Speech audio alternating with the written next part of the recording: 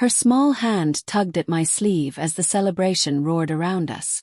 "Uncle Benjamin," Emma whispered, her innocent eyes filled with worry. "Daddy and Mommy said they'll take all your money after everyone leaves tonight." The words hit me like lightning, but my smile never faltered. After 40 years building my empire, I finally had the confirmation I needed. I excused myself from my own retirement party, claiming I needed fresh air. But I didn't step outside. I stepped into action. At 75, they thought I was done. They mistook my kindness for weakness. That was their fatal error. My nephew David had always been charming, marrying my beloved sister Sarah 5 years ago. I'd watched him transform from a struggling artist into someone who suddenly cared deeply about family finances. Sarah, once my closest confidant, started asking peculiar questions about my investments, my health, my future plans. The signs were unmistakable once I started paying attention. David suggesting I move to a safer retirement home. Sarah insisting I sign documents she claimed were just routine paperwork. The way conversations stopped when I entered rooms. The fake concern in their voices when discussing my declining memory. So I played their game perfectly. I began forgetting names I'd known for decades. Left my car keys in the refrigerator. Asked the same questions repeatedly. I watched their eyes light up with each confused moment, thinking the old fool was finally slipping away. But while they celebrated my apparent decline, I was orchestrating the most satisfying chess game of my life. The retirement party was their masterstroke, a grand farewell to honor my career. They insisted on hosting it at their mansion, controlling every detail. The guest list, the timing, even the speeches about my legacy. What they really meant was their inheritance. But they underestimated little Emma, the only pure soul in that house of lies, and the only one brave enough to speak truth.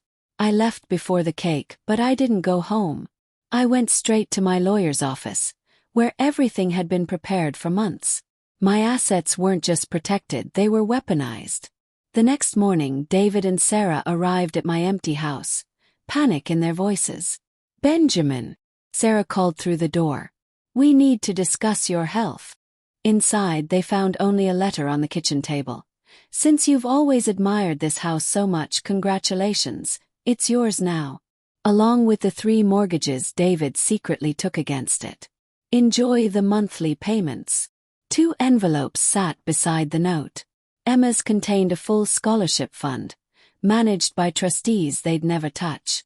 The other held copies of every conversation I'd recorded, every forged document they'd prepared, every illegal attempt to have me declared incompetent. By the time they read everything, I was already boarding a plane to Costa Rica, where I'd quietly purchased a beautiful villa months earlier. The authorities didn't take long to investigate financial elder abuse when presented with such thorough evidence. Sarah and David lost custody of Emma, who now lives happily with my cousin Rachel. The courts weren't sympathetic to people who'd systematically planned to defraud their own family. Do I miss them? I miss who I thought they were. Sarah's genuine laughter, David's early respect. But I've learned that some people only love your wallet, not your heart. They believed old age made me vulnerable, forgetting I'd built everything from nothing. I had no hesitation in taking it all back when they attacked the foundation of trust. Now, from my paradise overlooking the Pacific, I receive Emma's drawings and report cards. She's thriving, surrounded by people who value her for herself, not her potential inheritance. People wonder why I waited so long to act. Simple. Revenge, like fine wine, requires perfect timing. I wanted them to taste every drop of their betrayal before serving them the consequences. Every sunset here reminds me that some battles aren't won with confrontation, but with patience, planning, and the sweet satisfaction of justice served cold. They thought they were burying a foolish old man, but instead, they buried themselves in their own greed. And that, my friends, is absolutely priceless.